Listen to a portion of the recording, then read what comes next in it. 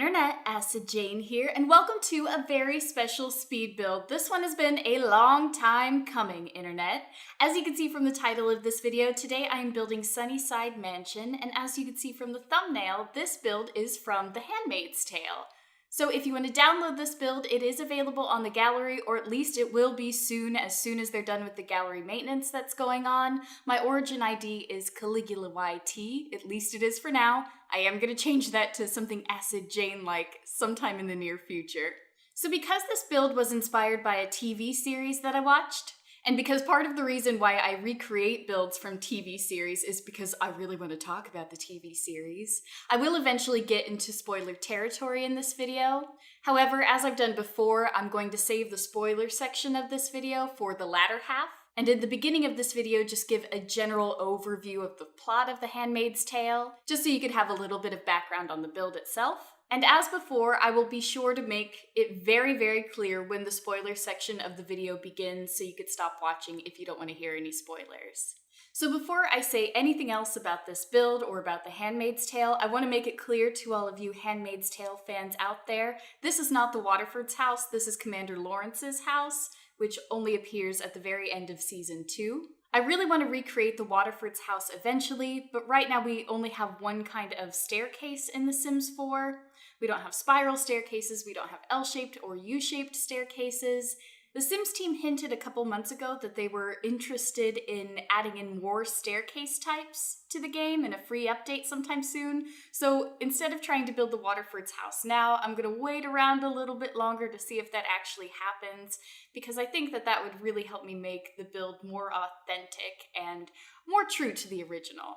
Anyway, now that that caveat is out of the way, I want to talk to you a little bit about the plot of The Handmaid's Tale itself. This is not the spoiler section of the video, this is just going to be a general overview, so don't worry, not yet at least. If you don't already know, The Handmaid's Tale is a novel written by Margaret Atwood that was recently adapted into a Hulu series. In the world of The Handmaid's Tale, the US government has been overthrown by this extremist, Christian-like party that calls their government the Republic of Gilead. By the time The Handmaid's Tale begins, the Republic of Gilead is already in full power, although there are some flashbacks to the world that was before. It's kind of unclear exactly what allowed the Republic of Gilead to seize power in the US, but the main thing that is discussed is that the world for a while has been suffering from a birthing crisis. Only about 1 in every 5 births is considered a viable birth. And so primarily because of this birthing crisis, and probably for some other reasons that aren't really made that clear, Gilead comes into power. And when Gilead comes into power, women lose basically all of their rights. Women aren't allowed to read or to write. I'm pretty sure that they can't make any money. And every woman is reclassified into a particular category. So women can either be wives, which means that they are married to high-ranking commanders in the Republic of Gilead. They can be Marthas, which means that they're basically house servants. They can be Econo wives, which means that they're wives but they're not married to a high-ranking commander. Or they can be handmaids, which means that they are fertile women who have committed some sort of sin in the past that keeps them from being Econo wives or wives. And these handmaids are assigned to the house of a commander and his wife, and they're forced to have sex with the commander through this ritual known as the ceremony, and the Republic of Gilead hopes that through this raping, those handmaids will become pregnant. If they do become pregnant, they carry the baby to term, and are usually allowed to nurse it for several months afterward, but then that child is given to the commander and his wife, and is considered their child. So The Handmaid's Tale is told from the perspective of a particular handmaid named June. That's her real name, her old name before the Republic of Gilead took over. In the Republic of Gilead, she's known as Offred, or of Fred, because she is assigned to Fred Waterford's house. In the Hulu series, Offred or June is played by Elizabeth Moss, and she's fantastic. And the wife of the house to which Offred or June is assigned is played by Yvonne Strahovikoski. I have no idea how to say her last name, but she is a fantastic actress, truly fantastic. I'm not going to say any more about that yet. I'll save that for the spoiler section of the video, but my God, she's just so good. She deserves all the Emmys.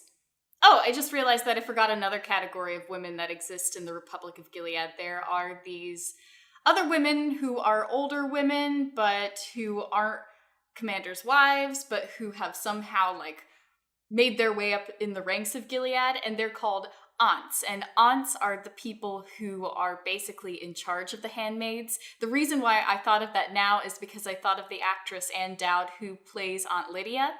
And she is another fantastic actress in this series. Yeah, that is one of the strongest things about this series, is that the talent that they have is phenomenal. Absolutely phenomenal. Another thing that I think makes this series really strong is the cinematography, because there's actually very little dialogue in The Handmaid's Tale. Like, long sections of an episode will be completely without words. So much meaning is conveyed through expressions and through cinematography and the mise-en-scène that you find yourself, as you're watching, just screaming out the dialogue in your own head, which I think is a really strong aspect of a show, because, you know, TV is visual storytelling. And when you're writing a screenplay, people always say, show, don't tell. So this show, because it can make you scream out dialogue in your own head, I think that shows that it does a great job of telling a story visually. That's just my opinion, though. I've heard a lot of people complain about the cinematography in The Handmaid's Tale, the lighting in particular, because, geez Louise, it is dark. I think that there's plenty of reason to have the cinematography be so dark. But yeah, sometimes it is honestly hard to see. Anyway, that's a short summary of The Handmaid's Tale and what the show is like. I do want to talk more about how this house in particular factors into the plot, but first I want to talk about the exterior of this build, because I am so gosh darn proud of it. So, the thing that I spent the most time on when working on the exterior of this build was the roof. And it's funny because if you watch my builds from a year ago, the thing that I would always complain about would be the roof. And that's because I wasn't very skilled at roofing at the time, and I still have a lot to learn, but it makes me proud to look at this roof that I created here and just to see how far I've come. I feel like I've finally started to master the roofing tools in The Sims 4 enough to be able to do something creative with them. So as you can see, I am using a lot of different roof types, and the place where I concentrate most is on the central tower. So I used one technique primarily. I use a lot of different techniques when doing the roofing for this build, but there was one that I did over and over and over again, and that was when I would take gabled roofs and I would layer them and change the heights while layering them. So let me explain that a little bit better. So I would take a gabled roof and I would apply another gabled roof of the same size on top of it, and then I would raise the height of one of those roofs and lower the height of the other, and then adjust the eaves a little bit. So I got this cool, like, triangular effect.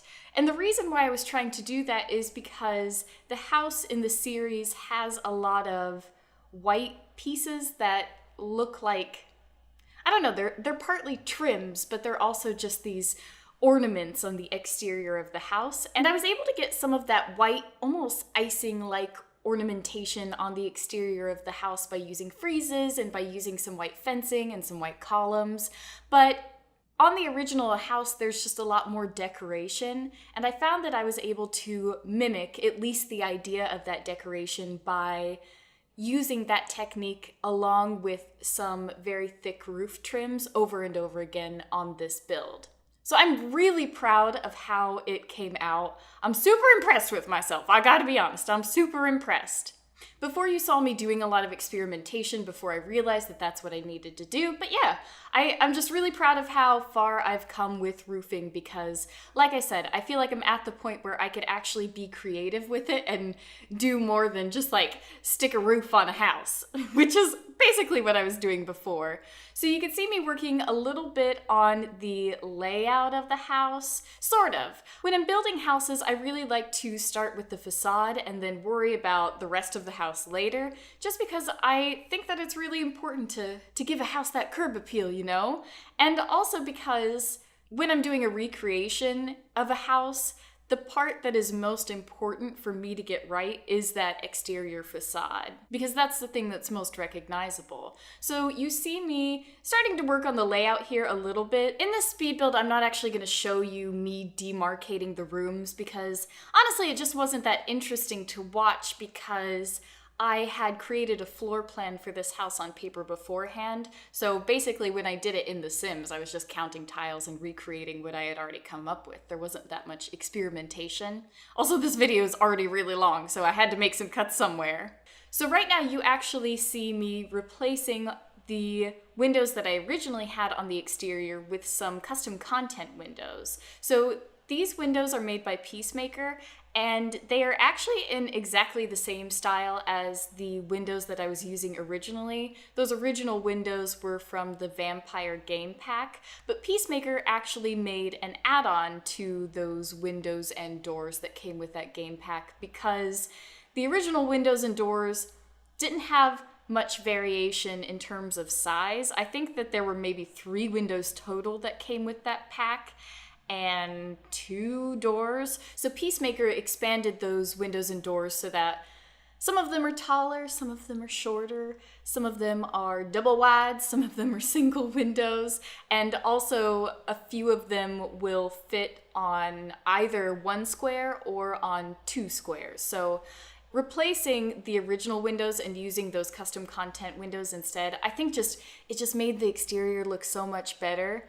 Also, you might notice that on the lower half of the build, on the first story, that I'm using taller windows than I do on the upper half, and that is because lately I've been reading that blog, McMansion Hell, and honestly it's made me a little bit nervous when I've been building in The Sims, because I think I tend to commit a lot of McMansion faux pas when I build in The Sims. But that was one of the things that I learned from the blog, is that if you want to make a build feel balanced, then the second story should be slightly shorter than the first story, and the windows on the second story should also be slightly shorter than the windows on the first story. So yeah, those are the windows that I used. That was the logic that I was using when I was putting them on. And I think that it looks so nice. So nice. You can also see that I've got a fence around the house for now, but I end up replacing that fence actually with an object that we got with cats and dogs, a fence object that we got with cats and dogs. And I really like how it looks because it's got more texture to it. And I think it just looks more like the fence on the exterior in the original house. So now you can see me working on the study. And since we are now on the interior of the build, I've got to warn you that this is where I'm going to start towing into spoiler territory. I'm not going to go full on into spoiler territory just yet, but I do want to give you a little bit more of a background on this house in particular and the role that it plays in the show. So if you're the kind of person who doesn't want to hear any hint of spoilers at all, I'd turn back now. But if you're the kind of person who doesn't mind hearing maybe a little hint of what's to come, then I think it would be perfectly fine for you to go ahead and keep listening for the next few minutes. But before I actually give anything away, I will be sure to warn you. Okay, if you're a Handmaid's Tale fan, but you haven't seen all the way through season 2, here is the role that the house plays. I'm not going to tell you anything that happens in the house. I'm just going to talk about certain characters' first impressions of the house. I won't say who the main character is. That would be a definite spoiler. But I will talk to you about what that character sees when she enters this house. So as I said in the beginning of this video, this house belongs to Commander Lawrence. A new handmaid is assigned to Commander Lawrence's house, and she's a handmaid that has been in a lot of trouble before. And as she's approaching this house with Aunt Lydia tells her, "Oh, well, Commander Lawrence, he is truly a great man in Gilead. He is the architect of Gilead's economy," one might say. I don't know why I just made Aunt Lydia this bouncy German, but there you go. And then Aunt Lydia continues to tell this handmaid, "You should feel very lucky after all of the trouble that you've been in." And then the handmaid gives Aunt Lydia this look, and she says to her, "I'm just wondering what such an important commander wants with such a shitty handmaid." Aunt Lydia kind of gives her a look, and then they knock on the door. The door is answered by the Martha of the house, and this Martha has had one of her eyes removed, so she's been punished for some reason. So this Martha answers the door for Aunt Lydia and this handmaid. She kind of gives them this look, and then she very rudely says, "I'll go find the commander," or whatever, and then leaves them in the dust. I think as she's leaving, she also trips over some boxes because this house is extremely cluttered, and as she trips over them, the Martha says, "Oh shit," which obviously is not a very good thing for a Martha who's supposed to be extremely obedient in this Christian-like society to do. While they're alone, Aunt Lydia and this handmaid just start looking around this house, and they see two things that are surprising and possibly disturbing to them. One of the things that they see is that, well, I guess I'll say three things. One I already mentioned, the clutter everywhere. And that's potentially disturbing because, you know, this is supposed to be a high-ranking commander, so what's he doing living in this supremely cluttered house? Another thing that they see that is definitely disturbing to them is that there are books everywhere. So as I mentioned earlier, women in Gilead aren't allowed to read.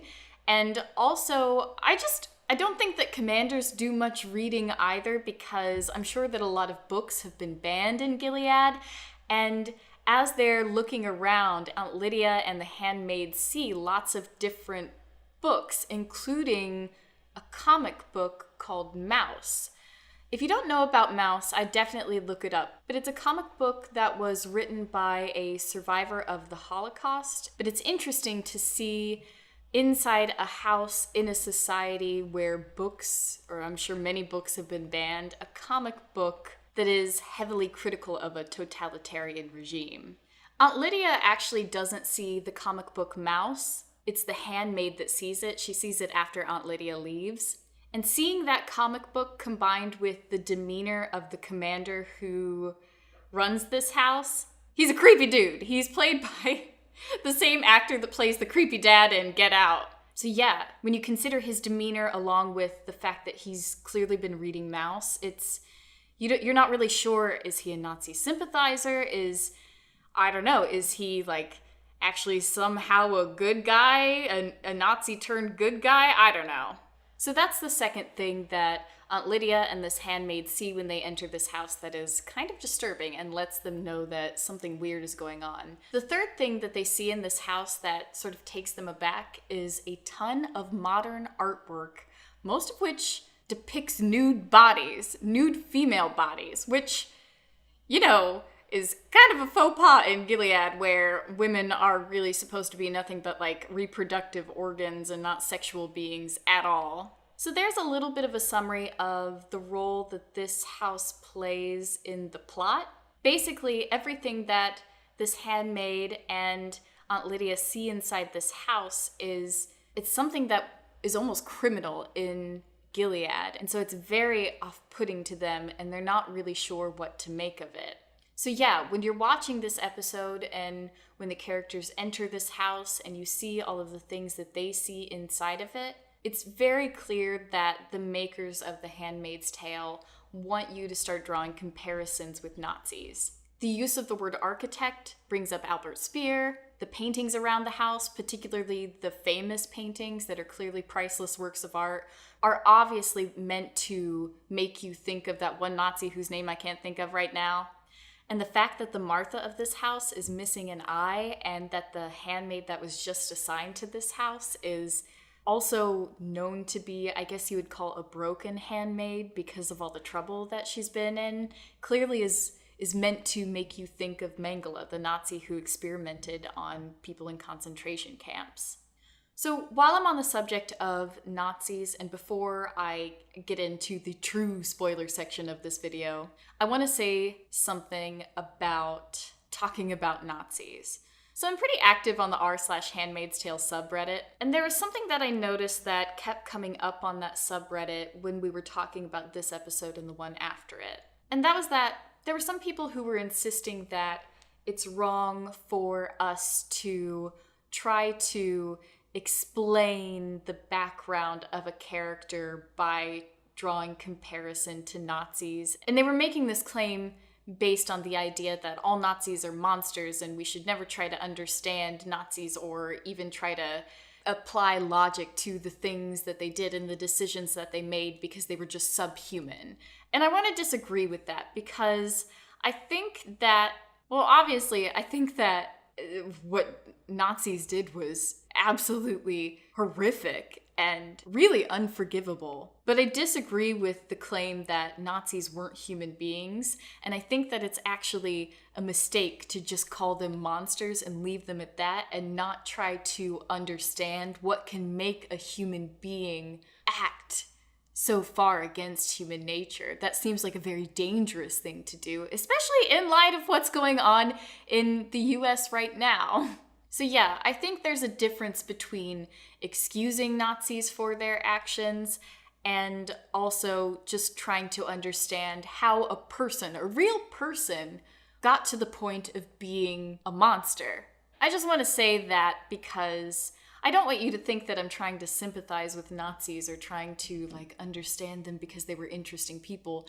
That's not what I'm trying to do at all. What I'm trying to do instead is to understand people who became so corrupted that they turned against their own nature.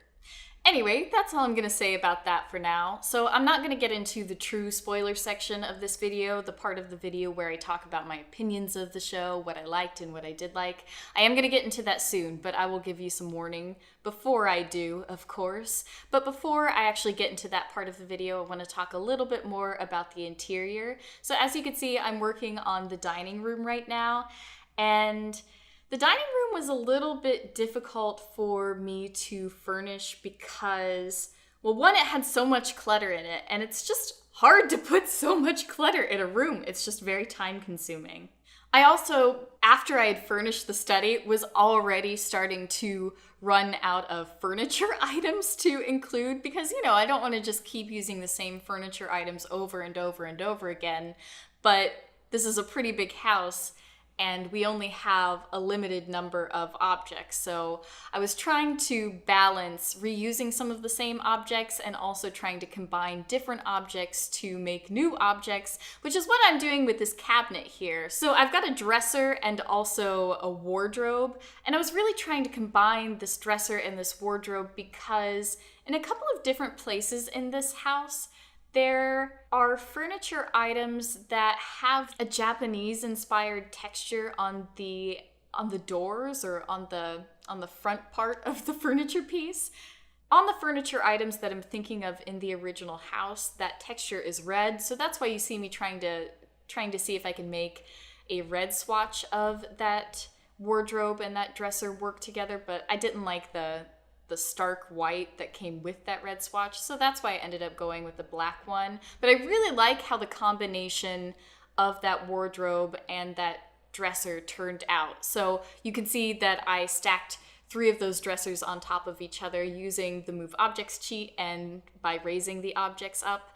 And I was also able to bring the wardrobe a little bit further so you couldn't tell that it was clipping with the dresser. So you could also see me here using that desk that has a lot of clutter on it, which was nice because that meant that I didn't have to put the clutter myself onto that desk. And I also used that hutch. I think that hutch is from Cats and Dogs. I always have the hardest time trying to find hutches in the Build Buy catalog. I just don't know where they are. Are they decorative pieces? Are they kitchen items? I think they're somewhere in the decorations section of the catalog, but I don't even know where. I usually have to just type in hutch into the search bar in order to be able to find them. So you can see that I'm also including a lot more paintings in this room. By the way, I found all of these paintings. None of them are custom content. They're all paintings that I found on the gallery because if you don't already know, people on the gallery will upload rooms. They'll have their Sims be basically like painting slaves, and they'll have their Sims create a bunch of paintings in-game, and then they will upload those paintings to the gallery as a room. So by the time I finish furnishing this house, it contains almost every painting that is in the game. Oh, I forgot that I tried to put a tablecloth on top of this table by using a rug. That didn't work out well at all, just so you know. But I'm moving on now to the front entry hall. So I cut out a ton of footage of me furnishing this front entry hall because I was so indecisive about the wallpaper to use, because in the original house, it's a very floral wallpaper, and we don't really have many floral wallpapers in The Sims. We have this one, which is kind of a floral. It's more of a brocade. And we have one floral wallpaper that's very country looking, and then we have another wallpaper that's called Lion in Fall, which is really nice, but it wasn't really floral enough for me to get the effect that I wanted. And I'd actually downloaded some custom content wallpapers that had the floral patterns that I wanted, but when I actually applied them in game, they just looked too busy. So I end up going with this beige brocade sort of florally pattern, and I think that that was ultimately the best choice in the end, but it took me so long to get there. So you can see that I'm just trying to add in a bunch of clutter in this room, as well as a bunch of paintings. These cabinets that you see, I think, are actually TV cabinets, and I was really surprised when I was going through the swatches of this TV cabinet because I didn't realize that one, maybe two of the swatches had a marble top, and I thought that that looked great because that was exactly what I wanted. The green color's a little bit weird, but I still really like it. I do wish that we had another marble top swatch that wasn't green, but you know, whatever. We'll take what we can get. So yeah, I'm just adding a ton of clutter to this room and just trying to add some paintings all over the walls because pretty much every wall in this room is just absolutely covered in paintings. And that was actually a little bit difficult to completely cover the wall in paintings without making it look like they were put up haphazardly. Oh, I forgot, I made another combination cabinet here by taking this end table that came with the Laundry Day stuff pack and by adding in a shelf to kind of cover up the parts where it was clipping or where you could see the ends of it. So yeah, I really like how that turned out. We're now moving on to another part of the downstairs where things are going to start getting into spoiler territory. I can't really talk about it without getting into spoiler territory. So if you don't want to hear any serious spoilers about the plot of this episode or about The Handmaid's Tale in general, I think that now is the time for you to turn back. So thanks for watching this video so far, but turn back in 5, 4, 3, 2, 1.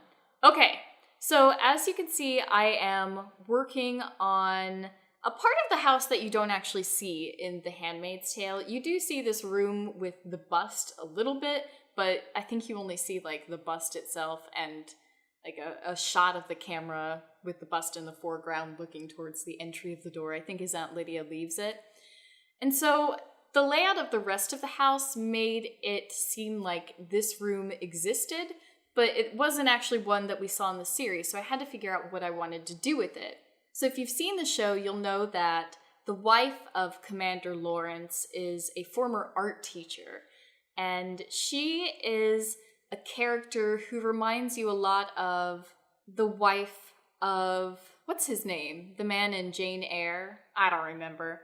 But his wife, he kept locked in an attic, and she just became this broken and insane woman. And that is who the character of the commander's wife reminds me of a lot. So I decided that because she was a former art teacher, and because it's clear that this commander is allowed a lot of liberties, that I would transform this back room of the house into an art room where she could do some of her painting. So in the show, he actually locks her in her bedroom for what's clearly much of her time. But I thought that it would be nice to give her a room where maybe she can go and create art when she's feeling a little bit better. Moving on now to the kitchen. So we don't actually see much of the kitchen. We actually only see one shot of the kitchen, and it's not even like a long shot of the kitchen. It's just a shot of the sink, and that is when we see the handmaid assigned to this house. I guess I could say who the handmaid is now. It's Emily, the one who's played by Alexis Bledel, if that's how you say her name.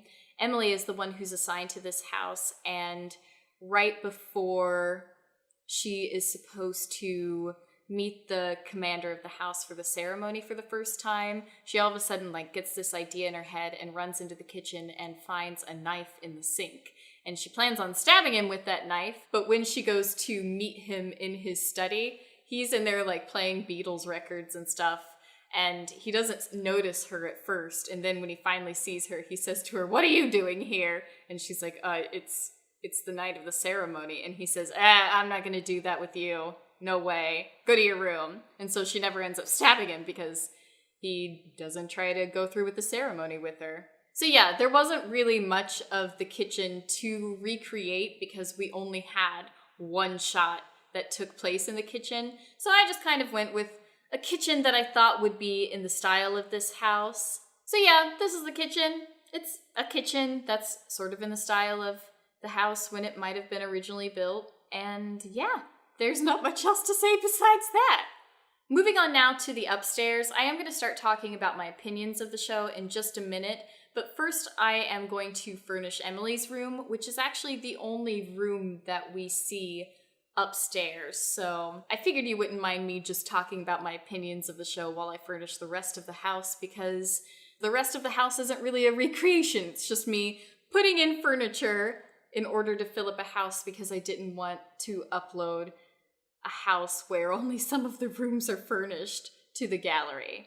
So Emily's room is pretty sparse. It has a sink, it has a bed with a green cover, and that's pretty much it. It does have a fireplace, and I wasn't able to get the layout of Emily's room quite right. Like, everything is pretty much in the same place as it is in the series. Like, the radiator's in the same spot, the sink is in the same spot, and her bed is pretty much in the same spot too, but the room was a little bit more narrow than I needed it to be, but I couldn't really expand it just because that would start to mess up the exterior of the house, so I just did the best that I could here.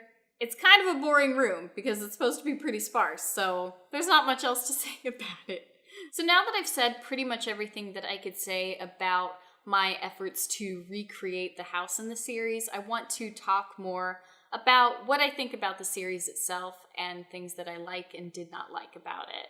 So as I mentioned in the beginning of this video, I'm a huge fan of this series. I wouldn't be trying to recreate a house from the series if I wasn't a huge fan of it. I wouldn't watch the whole thing if I wasn't a huge fan of it. So obviously it's something that I recommend, although if you are someone who has experienced serious sexual assault and would find rape scenes triggering, definitely don't watch it because they're graphic.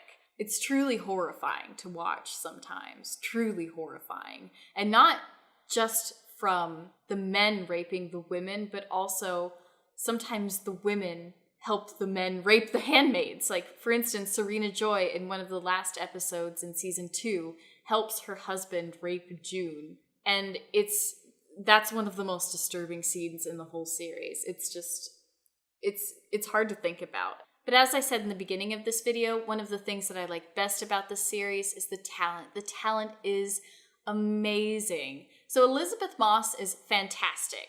The moment when Elizabeth Moss's acting impressed me the most was that episode in season 2 where she finally gets to see and touch Hannah for the first time. If you haven't seen The Handmaid's Tale, Hannah is her daughter who was taken away from her when she was sent off to become a handmaid. June was, not her daughter. Her daughter's like 5 or 6 years old when Gilead first comes into power, and a year or two has passed since then, so she's a little bit older by the time June gets to see her and hug her again.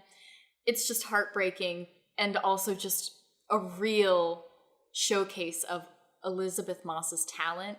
My favorite actress in this series, however, has got to be Yvonne, I can't say her last name, Yvonne Strahovski or something. It's something that sounds Russian. I think she's actually Australian though. But she is the actress who plays Serena Joy, who at one point helps her husband rape June. And yeah, that's what you see in Serena Joy. She's at times like the most evil and horrible character in the entire series, but also at times she almost starts to redeem herself. And I know, how can someone who's done such horrible things actually redeem herself in the end? Well, watch the show, because if you don't already know, at one point June does get pregnant while in the Waterfords' house. She doesn't get pregnant by Fred Waterford, though, but she does end up having a baby for the Waterfords. And after she gives birth to this baby, that baby is the thing that Serena has been waiting for so long. And it's one reason why Serena, who is a very smart woman and who before Gilead took power used to give evangelical lectures in colleges. And she is someone who led the movement, but who ended up taking away some of her own rights, largely because she just wanted a child that badly.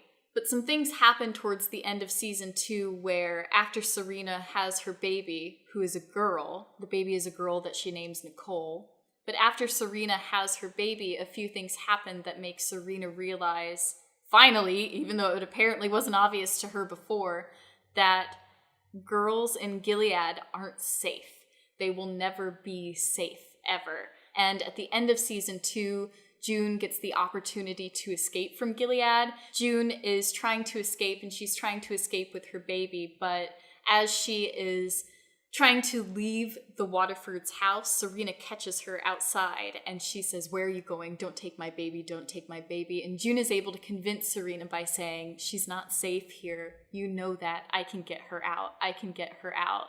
And so Serena takes baby Nicole in her arms for a few minutes and says goodbye to her. It's a really long goodbye, and you can tell that June is like, "Come on, Serena, hurry it up or I'm gonna get caught." But Serena actually does end up giving this baby, who she sacrificed basically everything for. She ends up giving this baby up, and the shot that I think is a real testament to Yvonne's acting is the shot when June takes baby Nicole back in her arms. She says, "Thank you," or something like that to Serena, and then she walks away behind this wall. But what the camera does is the camera focuses on Serena's face and moves as if it were June. And so you see Serena just being left behind in this shot as she's weeping and helpless. And it made me cry. It makes me cry every time I've watched it, because I've watched that episode multiple times, and it makes me want to cry just thinking about it. But yeah, so Serena's character is a really interesting character because she is the worst villain at times, but also possibly redeems herself. If that redemption is possible, I don't know. I think that's a question, because she's done a lot of terrible shit, and a lot of people have suffered because of what Serena has done. So there's a book called Night that was written by a Holocaust survival. I think you pronounce his name Elie Wiesel. And I think that book gives the best answer to that question of, when somebody has done something so horrible to you, do you forgive them? And basically, and this is me just kind of remembering what Wiesel says in this book, but I think his basic argument is that you find a way to forgive without forgetting, and forgive while always remembering. Which I don't really know what that means, but I think that if we want to actually answer that question, that's where the answer begins. So I've been talking about my opinions of the show for quite a while, and I don't want to ramble on for too much longer, but I do want to talk about one thing in particular that bothers me so much, and that is the fact that June chooses not to leave Gilead at the end of season 2 when she can. Basically, what happens is this. So June had the opportunity to escape from Gilead a few times before, but those escape attempts always failed for one reason or another. It's funny because those escape attempts in the beginning were always conducted by men, and they failed for different reasons, but I want to point that out now because this escape attempt that happens at the end of season 2 is conducted by all women. It's conducted by a network of Marthas who help June escape, and who, this is a huge spoiler, but this network of Marthas actually leads June to Commander Lawrence, who is the person who lives in this house that I'm building, and he is able to arrange it so that she and Emily are driven out of Gilead undercover. But June decides at the last minute not to go, so she's stuck in Gilead again. And the reason why she decides not to go is because she feels guilty about leaving with Hannah still left in Gilead, which makes sense, all right? But my God, I'm gonna say one thing about this, and one thing only. If season 3 is the same as seasons 1 and 2, where we just see June in the Waterford's house for another whole season, escaping sometimes, but then always somehow getting caught again, I'm gonna be so angry. Obviously, she can't go back to the Waterford's house. I don't know how that would be possible at all, because she sends baby Nicole with Emily, so I don't know how June could go back to the house without, you know, the child. I don't know. I don't see how that could end well, but maybe, I don't know. But the writers better have some genius plot in mind for June to be in Gilead again. So anyway, I've been talking for a really long time now, and I stopped talking about the build a very long time ago, so I'm gonna go ahead and wrap up this video here. I really hope you enjoyed this recreation of Commander Lawrence's house. Let me know if you want to see me do the Waterford's house in the future. But anyway, thank you so much for watching this video. I really hope that you enjoyed it, and I will talk to you in another video very soon. Goodbye!